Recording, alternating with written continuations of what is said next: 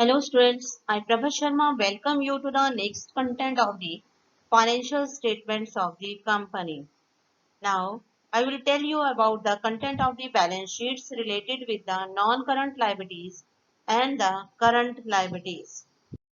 Now you may see the non-current liability is the second head of the equity and liabilities consist with the four columns long-term borrowings, deferred tax liabilities, other long-term liabilities, long-term provision. As per the CBSE syllabus, deferred tax liabilities and the other long-term liabilities are not to be evaluated. So that's why only the two contents getting the preference only the long-term borrowings and the long-term provisions. So, but as per these listed with the non-current liabilities, they are four: long-term borrowings, then deferred tax liabilities, then the other long-term liabilities, and then the long-term provision in the verticals form. So, first long-term borrowings. The long-term borrowings refers to the loan taken by the company more than the 12 months periods.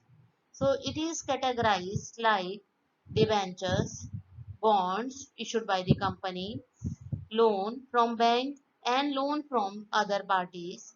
Public deposit is also the part of this, and now the other long-term loans specification should be there, and the deferred tax account is not to be treated and not to be evaluated.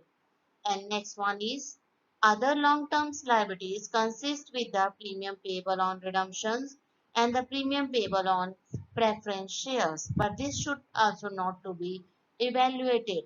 And the long-term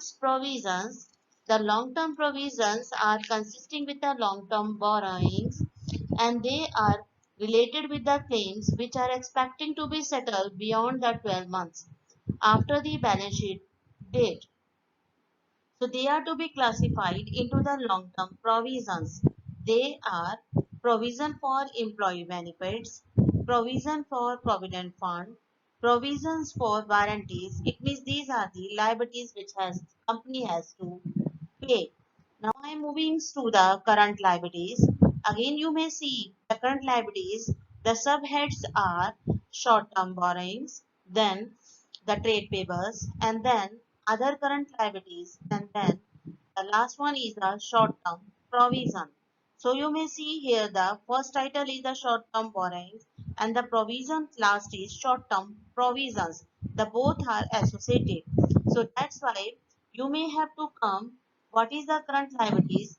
The current liabilities can be classified the liabilities which are to be satisfied in between the normal operating cycles.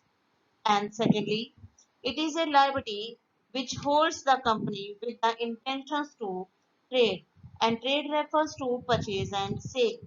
And the last one is it consists with the within the 12 months period. So that's why it is called as the current liabilities. Now you may see the items listed in the short-term borrowings, bank overdraft, overdrawn limits, and the cash credit. Next one is trade payables. The both items, creditors and the bill payables are the part of the trade payables. And then the other current liabilities, that means the current liabilities of the long-term debts. This is a part of the long-term debt which matured in the current year will come to here, and the rest of the part will remain to the long-term debts. Interest in the same manner, if it is outstanding, that means related with the 12-month periods will remain here, and the rest of outstanding will remain with the long-term debts. And then the interest outstanding due on the borrowings and which is not to be due. It word is referring to outstanding. And now the income received in advance and the unclaimed and unpaid both dividends will remain here. Outstanding expenses, it can be in the form of rent, commission, etc.